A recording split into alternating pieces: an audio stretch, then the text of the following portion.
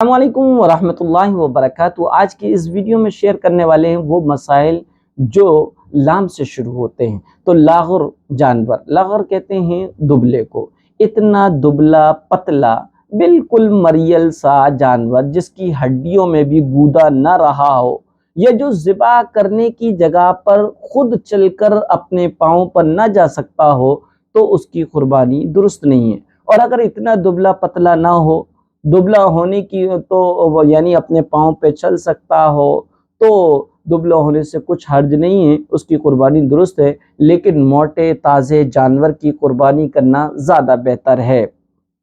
لباس، عید کے دن مرد و عورت دونوں کو چاہیے کہ بہترین لباس پہنے، چاہے وہ نئے ہوں یا استعمال میں آ چکے ہوں۔ مردوں کے لیے سفید لباس زیادہ بہتر ہے، باقی دوسرے رنگ کا لباس پہننا بھی جائز ہے، اور لال اور پیلے لباس مردوں کے لیے مکروہ ہے۔ اسی طریقے سے لنگڑا، جو جانور اتنا لنگڑا ہے کہ صرف 3 پاؤں سے چلتا ہے، چوتھا پاؤں زمین پر رکھتا ہی نہیں، یا چوتھا پاؤں زمین پر رکھتا تو ہے لیکن اس سے چل نہیں سکتا اور جسم کا وزن نہیں رکھ سکتا، تو اس کی قربانی درست نہیں ہے۔ اور اگر چلتے وقت وہ پاؤں زمین پر ٹیک کر چلتا ہے اور چلنے میں اس سے سہارا بھی لیتا ہے لیکن لنگڑا کے چلتا ہے تو قربانی درست ہے۔ ایسا لنگڑا جانور جو قربانی کی جگہ تک خود اپنے پاؤں پر چل کر نہ جا سکے، اس کی قربانی بھی جائز نہیں ہے۔ لون یعنی قرض کے پیسے سے جانور خریدا، لون کے پیسے سے خریدے ہوئے جانور کی قربانی کرنا جائز ہے، البتہ سودی لون لینا ناجائز اور حرام ہے۔ لوہے کا داغ، جس جانور کی ران پر یا پیٹھ پر لوہے سے داغ دیا ہوا ہو، اس کی قربانی درست ہے، مگر بہتر یہ ہے کہ قربانی کے جانور میں کوئی عیب ظاہر نہ ہو۔ اسی طریقے سے میم سے مسائل جو شروع ہونے والے ہیں وہ ہیں مالدار قربانی سے پہلے غریب ہو گیا۔ اگر کوئی شخص صاحب نصاب تھا اور اس نے قربانی کی نیت سے جانور خریدا، لیکن قربانی کے دن آنے سے پہلے وہ غریب ہو گیا اور قربانی کے آخری دن تک وہ صاحب نصاب نہیں ہوا، تو اس کے ذمے قربانی واجب نہیں ہوگی۔ اس جانور کو وہ بیچ کر کے اس کی قیمت اپنے کام میں خرچ کر سکتا ہے، اور اگر قربانی کے آخری دن میں بھی وہ صاحب نصاب ہو جاتا ہے تو اس پر قربانی واجب ہوگی، چاہے اسی جانور سے کرے یا کسی اور جانور سے کرے، بہرحال قربانی اس پر لازم ہوگی۔ مالدار کے لیے بہترین موقع، مالدار امیر لوگوں کے لیے مناسب ہے کہ جہاں اپنی طرف سے قربانی کریں وہاں مرحوم رشتہ داروں مثلا والدین وغیرہ کی طرف سے بھی قربانی کریں اور ان کو ثواب پہنچائیں، اور ان کو اس کا ثواب پہنچ جائے گا، کیونکہ رسول اللہ صلی اللہ علیہ وسلم نے بھی امت کی طرف سے کی، اور رسول اللہ صلی اللہ علیہ وسلم کی طرف سے، آپ صلی اللہ علیہ وسلم کی پاک بیویاں ازواج مطہرات کی طرف سے، خلفائے راشدین اور ائمہ مسلمین اور اپنے پیر و مرشد اور اساتذہ کی طرف سے بھی قربانی کریں۔ مال کا اعتبار، اگر کوئی بکرا یا بکری ہرن اور بکری سے پیدا ہوا ہے تو اس کی قربانی درست ہے، یہ بچہ ماں کے حکم میں، اور ماں بکری ہے تو یہ بچہ بھی بکری ہے، اور بکری کی قربانی جائز ہے۔ مجنون اور پاگل دیوانہ، مجنون پر قربانی واجب نہیں ہے۔ اگر مجنون اور پاگل دیوانے کی ملکیت میں نصاب کے برابر مال ہو، سونا چاندی یا رقم ہو، یا مال تجارت ضرورت سے زائد اتنا سامان ہو کہ تو اس کی طرف سے قربانی اس پر واجب ہو جاتی ہے، تو اس کی طرف سے اس کی قربانی اس کے ولی اور سرپرست پر واجب نہیں ہے، کیونکہ قربانی واجب ہونے کے لیے عاقل اور عقل مند ہونا شرط ہے، جو کہ وہ نہیں ہے۔ مجنون جانور کی قربانی، اگر جانور پاگل ہے، موٹا اور تازہ ہے، پاگل ہے، مجنون ہے، تو اس کی قربانی جائز ہے۔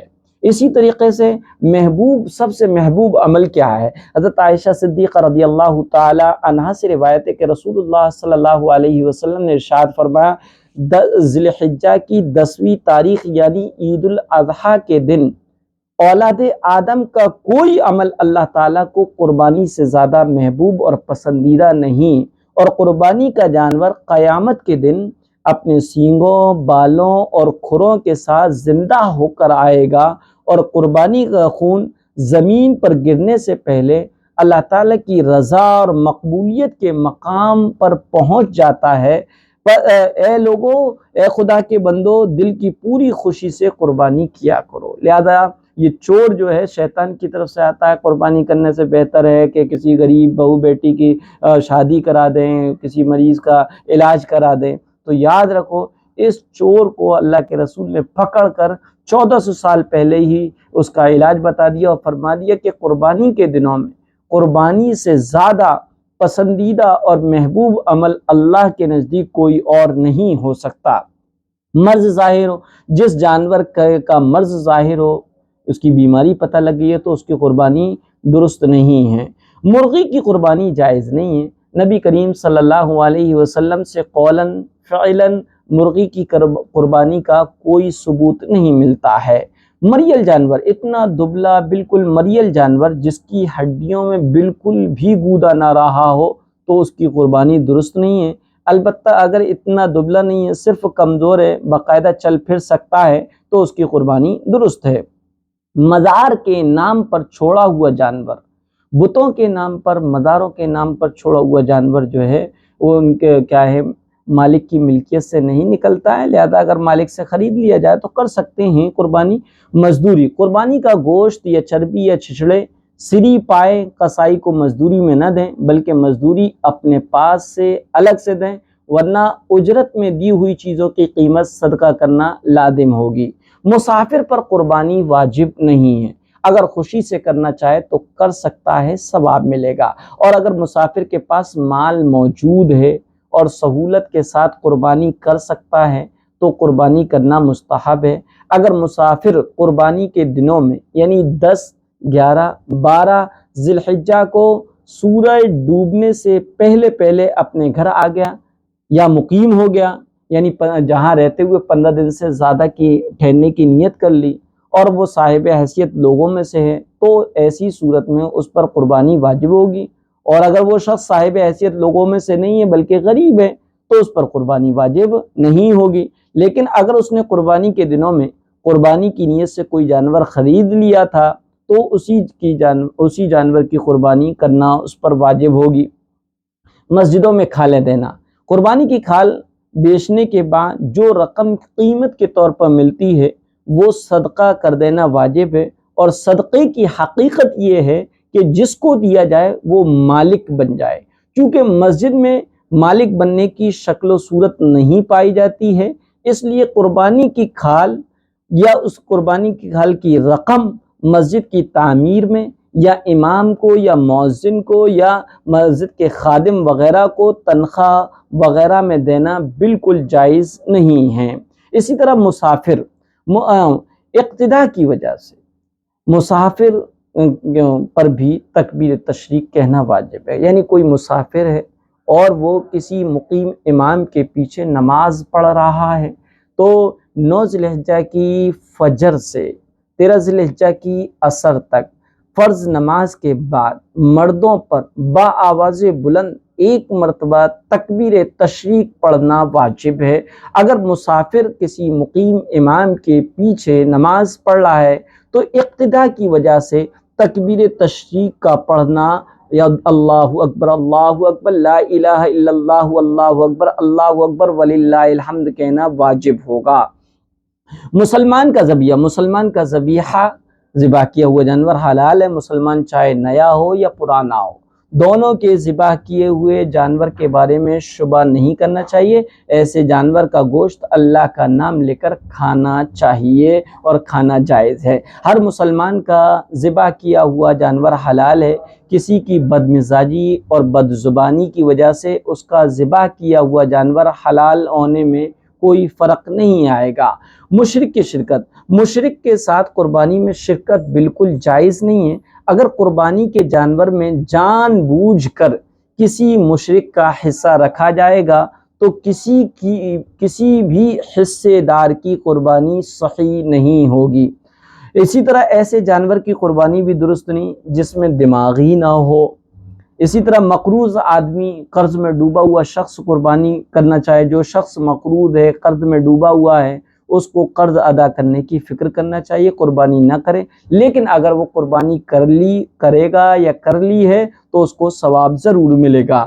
اگر کسی کے پاس ایک سے زائد مکان ہے تو زائد مکان کی قیمت نصاب کے برابر یا اس سے زائد ہونے کی وجہ سے ایک قربانی اس پر واجب ہوگی، چاہے بڑے جانور میں حصہ لے یا چھوٹا جانور ذبح کرے۔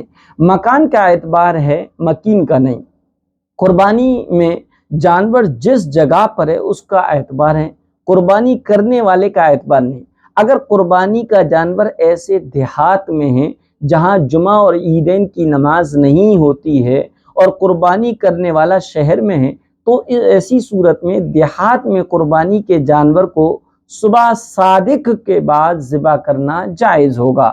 اگر جانور شہر میں ہے اور قربانی کرنے والا دیہات میں ہو تو اس صورت میں جن تک شہر میں جب تک شہر میں کسی ایک جگہ بھی عید کی نماز نہیں ہوگی، قربانی کے جانور کو ذبح کرنا جائز نہیں ہوگا۔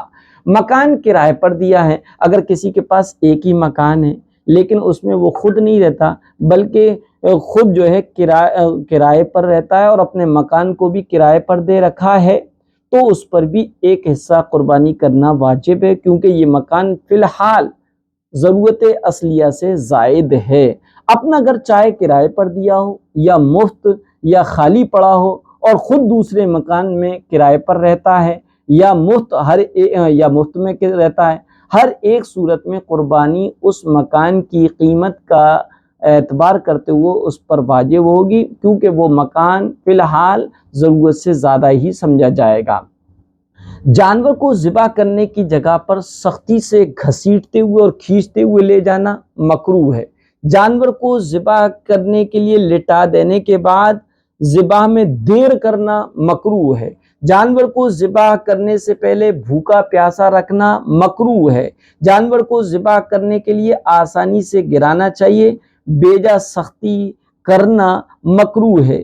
قبلہ بائیں کروٹ لٹایا جائے، قبلہ رخ بائیں کروٹ لٹایا جائے، اس کے خلاف کرنا مکروہ ہے۔ کند چھری سے، موتری چھری سے ذبح کرنا مکروہ ہے۔ جانور کے سامنے چھری تیز کرنا مکروہ ہے۔ ایک ویڈیو چل رہی ہے جس میں اونٹوں کو ذبح کیا جا رہا ہے اور ایک اونٹ، سب اونٹ بہت سارے ہیں وہیں پر سب کے سامنے ذبح کیا جا رہا ہے، ایک اونٹ اتنے آنسوؤں سے رو رہا ہے کہ باقاعدہ ویڈیو میں اس کے آنسو ٹپک رہے ہیں، اور اس میں کسی نے کمنٹ کیا تھا کہ پیارے آقا حضرت محمد صلی اللہ علیہ وسلم نے اسی لیے ایک جانور کو دوسرے جانور کے سامنے ذبح کرنے سے منع فرمایا ہے، لہذا ایک جانور کو دوسرے جانور کے سامنے ذبح نہیں کرنا چاہیے۔ اس طرح سے سختی سے جانور کو ذبح کرنا کہ سر بالکل ہی الگ ہو جائے یا حرام مغز تک چھری اتر جائے مکروہ ہے۔ گردن کے اوپر سے ذبح کرنا مکروہ ہے۔ ذبح کے بعد جانور کو ٹھنڈا ہونے سے پہلے گردن الگ کرنا یا کھال اتارنا، چمڑا اتارنا مکروہ ہے۔ اگر ملازم نوکر گھر کا نصاب کا مالک ہے تو اس پر قربانی واجب ہے، سرکاری ہو یا غیر سرکاری، دونوں قسم کے سروس مین اور ملازمین کا حکم ایک ہی ہے۔ اگر ملازمین نصاب کا مالک نہیں ہے، جو تنخواہ ملتی ہے وہ ماہانہ خرچ ہو جاتی ہے یا ماہانہ کچھ بچت ہو جاتی ہے، لیکن بچی ہوئی رقم کی مقدار نصاب کے برابر نہیں ہے بلکہ اس سے کم ہے، تو اس پر قربانی واجب نہیں ہے اور نہ اس پر زکوٰۃ واجب ہے۔ اگر کسی نے قربانی کی منت مانی تو منت کی وجہ سے اس پر قربانی واجب ہو گئی، چاہے منت ماننے والا امیر ہو یا غریب ہو، دونوں کے لیے حکم ایک ہی ہے۔ اگر صاحب نصاب امیر آدمی نے منت مانی، نذر مانی، تو اس کو دو قربانیاں کرنی ہوں گی، ایک منت کی وجہ سے اور دوسری قربانی جو اس پر نصاب اور مال ہونے کی وجہ سے شریعت نے واجب کی ہے۔ منی میں قربانی کا ثواب زیادہ ہے، منی سے قربانی کا آغاز ہوا ہے، اس لیے منی میں قربانی کرنے کا ثواب باقی جگہوں سے زیادہ ہے۔